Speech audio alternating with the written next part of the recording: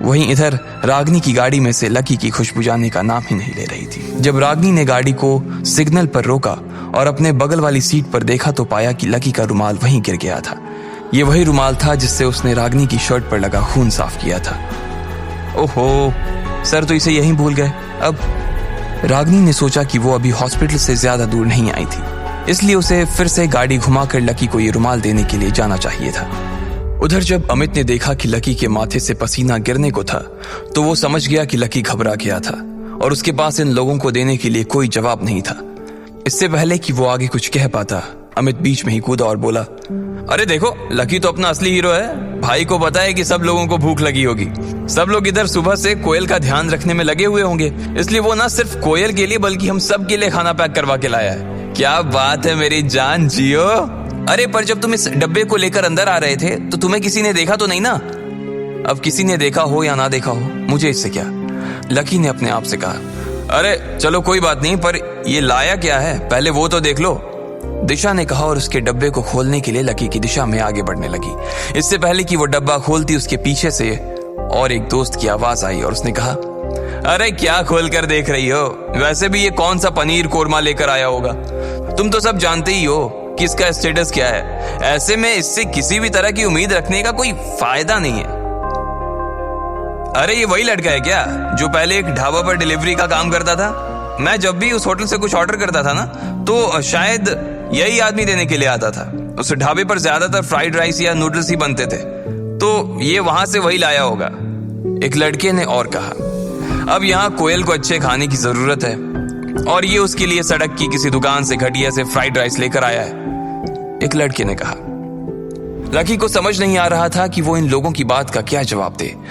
उसका मन तो यही कर रहा था कि वो जो खाना अपने साथ लेकर चल रहा था वो दिल्ली के सबसे बड़े होटल से लेकर आया था और वो भी खास उसके लिए बनवाया गया था, लेकिन वो इन सब लोगों के सामने खुद को साबित नहीं करना चाहता था। यार अमित, मैं ये सब तेरे, प्रीतम और गर्वित के लिए स्पेशल पैक करवा कर लाया हूँ। इससे पहले कि ये ठंडा हो जाए इसे खा लो, लकी ने अमित के कानों में कहा।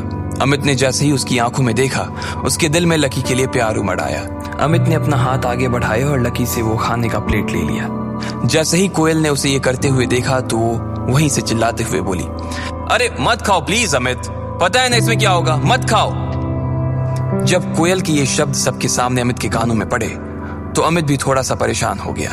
फिर उसने डब्बा फर्श पर रखा और वो खाने के लिए बैठने ही वाला था कि इतने में दरवाजा खुलने की आवाज आई। उधर अस्पताल के कमरे का दरवाजा खुल रहा था और इधर रागनी का सिग्नल भी खुल गया था। वो बस लकी के रुमाल को अपने हाथों में दबाए मुस्कुरा रही थी, लेकिन जब उसने उस रुमाल को अपने हाथ में लिया तो उसकी खुशबू की वजह से उसका मन ही नहीं किया कि वो उस रुमाल को अपने हाथ से छोड़े।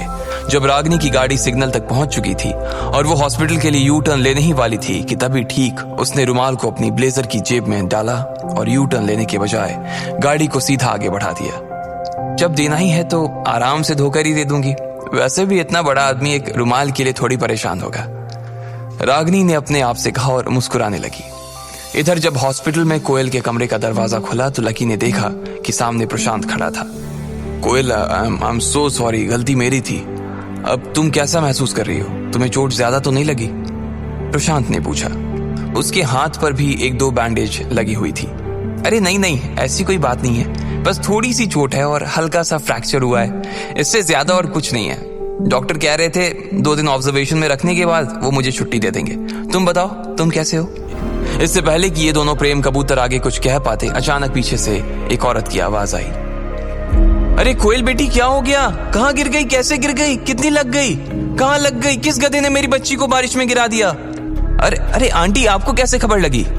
वो औरत देखने में भले ही कोयल की बड़ी बहन जैसी लग रही थी, लेकिन असल में वो उसकी आंटी थी। उसका नाम कश्मीरा था। मुझे तो भैया का फोन आया था और जैसे ही मैंने सुना तो मैं भागकर हॉस्पिटल आ गई। मुझसे तो घर पर रहा ही नहीं जा रहा था, इसलिए मैं तो फटाफट 1 घंटे में रेडी हुई और हॉस्पिटल के लिए आ गई तुम्हारे पास। अरे अरे आंटी, ऐसी चिंता करने की कोई बात नहीं है। डॉक्टर ने बोला है कि ज्यादा कोई प्रॉब्लम नहीं है और इसलिए जल्दी छुट्टी हो जाएगी। कश्मीरा ने जैसे ही कोयल के मुंह से उसके हाल सुने तो वो भी थोड़ा शांत हो गई थी।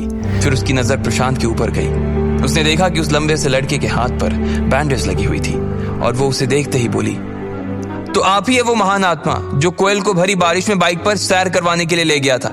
इतने लंबे चौड़े हट्टे कट्टे हो गए हैं, फिर भी इतनी अकल नहीं आई कि तेज बारिश में बाइक नहीं चलानी चाहिए। दिल्ली की सड़कें इतनी चिकनी हैं, बाइक तो फिसलनी थी ना। अब इसको ज्यादा कुछ हो जाता तो इसके लिए लड़का कहां से ढूंढते? अरे नहीं, इसकी गलती नहीं है, उल्टा इसने तो हमारे परिवार की हेल्प की है। इसके पापा नहीं होते ना तो आज हम बहुत बड़ी प्रॉब्लम में फंस जाते। क्या इसने हमारी हेल्प की थी? आंटी, प्रशांत की कंपनी छोटी कंपनी नहीं है और इसके पापा तो कल चेतन मित्तल के साथ खाना भी खा कर आए थे। वो दोनों बहुत अच्छे दोस्त हैं। पागल लड़की, चीजें जितनी आसान दिखती है ना उतनी होती नहीं। तुझे पता है हुई चेतन मित्तल खाना खिलाने से मान जाने वालों में से नहीं है वो। अच्छा, तो आपको ऐसा लग रहा है कि मेरे पापा ने कोयल की हेल्प नहीं की? नहीं नहीं, ऐसा नहीं है, बल्कि मैं श्योर हूं कि तुम्हारे पापा ने इस मैटर में हमारी कोई मदद नहीं की होगी। कश्मीरा ने कहा, ठीक है, मैं अभी पापा को फोन करता हूं।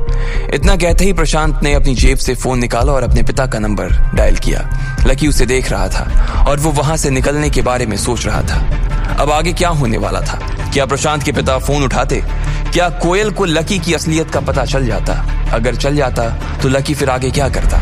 इन सभी सवालों के जवाब जानने के लिए नीचे दिए गए लिंक पर क्लिक करके इंस्टॉल कीजिए पॉकेट FM और फ्री में सुनिए दुनिया भर में हंगामा मचाने वाली ये जबरदस्त कहानी इंस्टा मिलियनेयर।